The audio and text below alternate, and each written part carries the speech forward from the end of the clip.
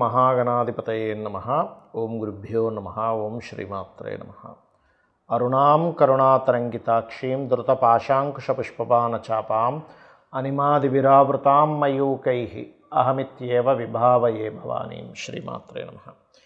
ప్రేక్షకులకి ఆ లలితాంబిక అమ్మవారి యొక్క అనుగ్రహం పరిపూర్ణంగా కలగాలని మనస్ఫూర్తిగా కోరుకుంటూ మనం ఈరోజు చెప్పుకుపోయేటువంటి టాపిక్ ఏమిటంటే నవంబర్ 1వ తేదీ నుంచి 15వ తేదీ వరకు 12 రాసుల వారికి లగ్నాల వారికి చూసుకోవచ్చు. లగ్నాలు తెలియని వారు రాసుని చూసుకోండి. వారికి ఎలా ఉండబోతుంది, ఏ విషయాల పట్ల వాళ్ళు జాగ్రత్త వహించాలి, మరియు గ్రహస్థితి ఏ విధంగా ఉంది అని చెప్పి చూసుకున్నట్లయితే మనకి చంద్రుడు ఈ 15 రోజుల పాటు కుంభరాశి నుంచి కన్యారాశి వరకు సంచరిస్తున్నాడు. ఇక కుంభంలో రాహువు, మీనంలో శని, కర్కాటక రాశిలో గురువు ఉన్నాడు. కాకపోతే గురువుతోని మనకి గురువు 12వ తేదీ వరకు ఉంటూ 12వ తేదీ మళ్ళీ వక్రగతి చెందుతాడు, అంటే అక్కడే ఉంటాడు కానీ వక్రిస్తాడు. అలాగే సింహరాశిలో కేతువు, మనకి శుక్రుడు కన్యారాశిలో నీచపడి ఉన్నప్పటికీ 2వ తేదీ నుంచి ఆయన తులారాశిలోకి ఓన్ హౌస్లోకి వెళ్ళిపోయి తులారాశిలో ఉన్నటువంటి రవికి నీచభంగ రాజ్యోగాన్ని ఇస్తున్నాడు.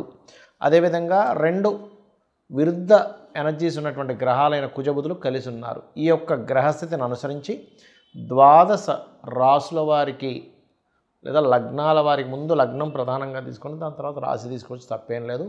ఏ విధంగా ఉండబోతుంది, ఏ విషయాలు జాగ్రత్తగా ఉండాలనేటువంటి అంశాలు చెప్తుందో నేనైనప్పటికీ కూడా చెప్పేసిన సాక్షాత్ లలిత అమ్మవారిగా భావిస్తూ ఒక్కొక్కటిగా మనం తెలుసుకుందాం. కన్యవారికి కనుక చూసుకున్నట్లయితే ఇక్కడ ప్రధానంగా కన్యా లగ్నం కానివ్వండి, కన్యారాశి కానివ్వండి, మీకు 1, 2, 3 తేదీల్లో 1వ తేదీ ప్రధానంగా ఎప్పుడైతే రాహుతో కలిసి ఉంటున్నాడో చంద్రుడు, మీ పూర్వజన్మ కర్మకారకుడు యాక్టివ్ అయ్యేటువంటి సమయం ఫస్ట్ డే.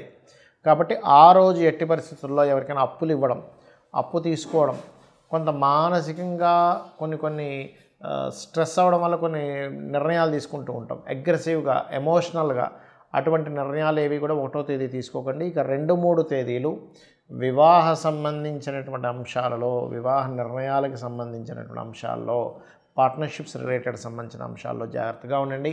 ఇక మీకు 2వ స్థానంలో నీచభంగ రాజయోగం ఉంది రవికి. కాబట్టి 2వ తేదీ నుంచి 2వ స్థానంలో ఉన్నందుకు మీరు చేసేటువంటి ఇన్వెస్ట్మెంట్స్ కాస్త కేతుగ్రహం దగ్గర గణపతి ఆలయానికి వెళ్ళి చేసినట్లయితే ఆ యొక్క ఇన్వెస్ట్మెంట్స్ ఏవైతే ఉన్నాయో మీకు జీవితంలో చక్కగా కలిసి రావడానికి అనుకూలత ఉంటుంది. సహోదర వర్గంతో అనవసరమైన కొన్ని ఘర్షణలు ఉన్నాయి.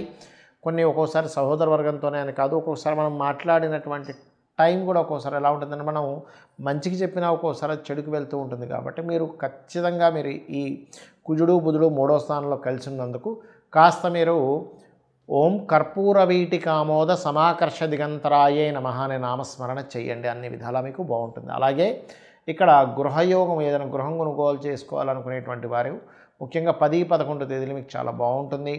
మీరు చేసేటువంటి ప్రయత్నాలు 6, 7 తేదీలు మీరు చేసే ప్రయత్నాలు సఫలీకృతం అవుతాయి, అందులో ఎటువంటి సందేహం లేదు.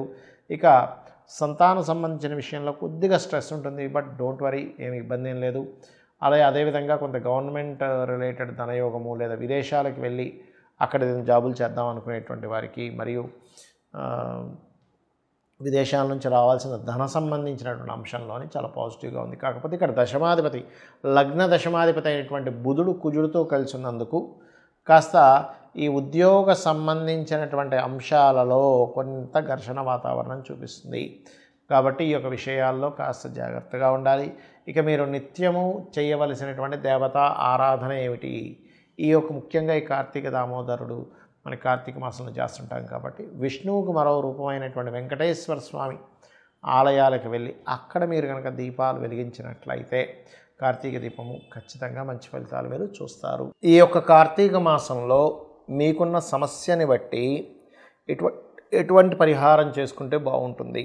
ముఖ్యంగా ఎవరికైనా మాటిమాటికి గొడవలు అధికంగా ఉన్నాయండి, కుజదోషం అంటున్నారు, ప్రతిదీ కూడా స్ట్రెస్ఫుల్గా ఉంది అని అనుకునేటువంటి వారు ఈ కార్తీక మాసంలో బియ్యపు పిండితో చేసినటువంటి దీపపు కుంజలో దీపాన్ని వెలిగించి దీపదానం చేయండి.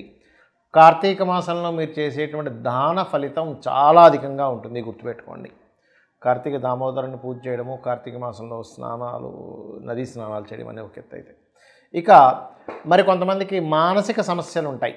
ఎప్పుడు మానసికంగా ఏదో ఒక ఇబ్బందిగా ఉందండి అని అనుకునేటువంటి వారు నదీ స్నానం చేయండి. ఏదైనా క్షేత్ర దర్శనం చేసుకొని నదీ స్నానానికి వెళ్ళిరండి. ఈ కార్తీక మాసంలో ఖచ్చితంగా బాగుంటుంది. అలాగే మీకు దగ్గరలో గోశాల ఏదైనా ఉన్నట్లయితే గోవులకి బియ్యపు పిండిలో కాస్త బెల్లము కలిపి బియ్యపు పిండిని తినిపించండి. ముల్లంగి లాంటి పదార్థాలు కూడా గోవుకి కనుక కార్తీక మాసంలో తినిపిస్తే 100% మీ యొక్క మానసిక రుగ్మతలు తగ్గడం, మానసిక స్ట్రెస్ తగ్గడం, మెంటల్లీ కోసం డిస్టర్బ్ అయిపోతుంటారు కదా, అటువంటివి తగ్గడం అనేటువంటిది జరుగుతూ ఉంటుంది, గుర్తుపెట్టుకోండి. ఇక మూడవది ఏంటంటే ఇక్కడ మరికొంతమందికి సంతాన సంబంధించిన సమస్యలు ఉంటూ ఉంటాయి. ఈ యొక్క కార్తీక మాసంలో ఎవరైతే ఇప్పుడు ఉండేటువంటి ప్లానటరీ పొజిషన్స్ బట్టి చెప్తున్నాను, లక్ష్మీ గణపతిని మన దామోదరుడి యొక్క పూజ చేస్తారు. కార్తీక దామోదరుని యొక్క పూజ చేయడము ఇవన్నీ చేస్తూనే లక్ష్మీ గణపతి యొక్క ఆరాధన చేయండి ఈ కార్తీక మాసంలో. అదేవిధంగా ఈ కార్తీక మాసం మొత్తము కూడా దిగంబర శ్రీ పాదవల్లభ దిగంబర అనే మంత్ర సాధన చేయడం ద్వారా, గోవులకి అరటికాయలు లాంటివి తినిపించడం ద్వారా కూడా క్లియర్ అవుతుంది. ఇక ఈ కార్తీక మాసంలో పెళ్ళిళ్ళు కూడా అవుతూ ఉంటాయి. కానీ కొంతమందికి వాళ్ళ యొక్క జన్మజాతకంలో ఉండేటువంటి కాంబినేషన్స్ వల్ల వివాహ సంబంధించినటువంటి అంశాలు తొందరగా కుదరవు. అది సప్తమ స్థానం పాడవడం వల్ల, 12వ స్థానం పాడవడం వల్ల, వివాహం తర్వాత ఉండేటువంటి విషయాలు సరిగా కుదరకపోవడం వల్ల జరుగుతూ ఉంటుంది. అయితే ఇక్కడ ఏంటంటే మీరు ప్రధానంగా నవగ్రహాలలో రవికేతు గ్రహాల దగ్గర దీపారాధన చేస్తూ లలితా సహస్రనామాల్లో ఓం కామేశబద్ధ మాంగళ్య సూత్రశోభిత కందరాయ నమః అనే మంత్రం చేయండి. ఖచ్చితంగా మీకు వివాహ సంబంధించిన విషయాలు ముందుకు కుదులుతాయి. అలాగే స్వామివారిని అంటే ఆ విష్ణువుని సూర్యుల్లో ఉన్నట్టుగా భావిస్తూ సూర్యుడికి అర్ఘ్యం వదలండి. ముఖ్యంగా వివాహ సంబంధించినటువంటి విషయాలు ముందుకు కదలడానికి. దాంతోపాటు మీ జన్మజాతకంలో సప్తమ స్థానం ఎలా ఉంది, సప్తమం ఏమైనా వేరే పాపగ్రహాల చేత, పాప ఫలితాలు ఇచ్చేటువంటి గ్రహాల చేత ఇబ్బంది ఉన్నాయా అనేటువంటి చూసుకోండి. అది చూసుకొని దానికి సంబంధించిన దానం ఇచ్చుకున్నా కూడా మీకు ఖచ్చితంగా ఆ యొక్క ప్రభావం అనేటువంటిది తగ్గుతుంది, అందులో ఎటువంటి సందేహం లేదు. ఇక మరి కొంతమందికి ధనపరమైనటువంటి ఇబ్బంది ఎక్కువగా ఉంటూ ఉంటుంది. ఏమండి ఫైనాన్షియల్గా బాగా ఇబ్బంది ఉందండి, ఏం చేయాలో అర్థం కావట్లేదు ఇది అంటూ ఉంటారు. కార్తీక దామోదరుడికి ముఖ్యంగా విష్ణుమూర్తికి తీపి పదార్థం ఏదైనా చేసి స్వామివారికి నైవేద్యం పెట్టండి, విష్ణువుకి నైవేద్యం పెట్టండి, అలాగే సూర్యభగవానుడికి కూడా చూపించండి.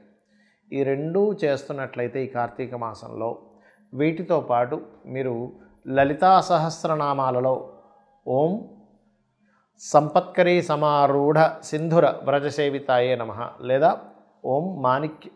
ఓం ధర్మాధ్యక్ష ధనాధ్యక్ష ధనధాన్య వివర్ధినియే నమః అనే నామస్మరణ చెయ్యండి. ఖచ్చితంగా మీకు బాగుంటుంది. ఇక విదేశాల్లో ఉంటూ ఇప్పుడు ఉన్నటువంటి సిచ్యువేషన్ అందరికీ తెలుసు. అక్కడ నుంచి మనకి యుఎస్ నుంచి వెనక్కి రావడం కానీ, యుఎస్ నుంచి ఇంకో దేశానికి వెళ్ళడం కానీ ఇలాంటివి జరుగుతూ ఉన్నాయి.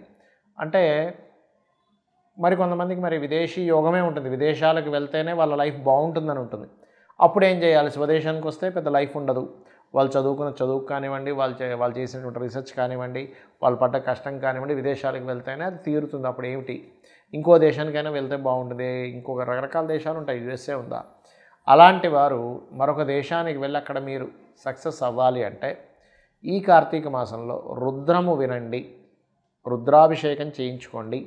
రెండవది ఆంజనేయ స్వామి యొక్క హనుమాన్ చాలీసా అంటారు, ఉదయము సాయంత్రము సంకల్పం చెప్పుకొని ఆ చేసినంత కాలము 40 రోజులు దీక్షగా తీసుకొని కనుక చేయగలిగితే, ఏమండి కార్తీక మాసం అయిపోద్ది కదా అంటే అయిపోయినా పర్వాలేదు, ప్రారంభించడం ఇక్కడ చేయండి. 40 రోజులు దీక్షలా కనుక రోజు ఉదయం సాయంత్రం చేస్తూ సంకల్పం చేసి కొంచెం కొన్ని నియమాలు పాటించాలి. దీక్షలో ఉన్నప్పుడు ఎలా పాటిస్తామో నేల మీద నిద్రపోవడము, కాస్త నాన్ వెజిటేరియన్ లాంటివి తినకపోవడము, కొన్ని బ్రహ్మచర్యం పాటించడం చేసి మీరు కనుక 40 రోజులు ఖచ్చితంగా చేసినట్లయితే రుద్రము వినడము లేదా రుద్రాభిషేకం చేసుకోవడము, ఇంట్లోనే రుద్రంతో అభిషేకం శివుడికి చేసుకోవడము, అలాగే ఉదయము సాయంత్రం ఆంజనేయ స్వామి యొక్క అష్టోత్తరము అంటే ఆంజనేయ స్వామి హనుమాన్ చాలీసా ప్రధానంగా ఉదయం సాయంత్రం కనుక చేయగలిగితే మీ జన్మజాతకంలో ఆల్రెడీ యోగం ఉంది కానీ వెళ్ళలేకపోతున్నాను, లేకపోతే ఇంకో దేశానికి వెళ్ళాలి, ఇక్కడ ఉండేటువంటి సిచ్యువేషన్స్ బాగాలేవు అన్నప్పుడు ఇది మీకు ఖచ్చితంగా పనిచేస్తుంది.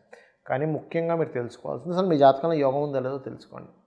యోగం ఉందో లేదో తెలుసుకోకుండా చేస్తూ ఉంటే ఏమవుతుందంటే ఇది ఇంకొక దానికి దారితీస్తుంది, కానీ ఇది ఇవ్వాలని రూల్ లేదు. ఎలాంటి వాటికి ఇస్తుంది రిజల్ట్ అంటే మీకు ఖర్చులు తగ్గిస్తుంది అంతే. బాగా ఎక్స్పెండిచర్స్ ఉన్నాయి, ఎందుకంటే 12వ స్థానం అనేటువంటిది ఖర్చుల స్థానము విదేశీ స్థానం.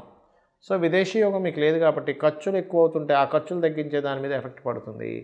దానివల్ల కూడా ఒక పాజిటివ్ ఉంటుంది, ఉండదని. కానీ మీకు జాతకంలో ఉందో లేదో యోగం చూసుకోండి.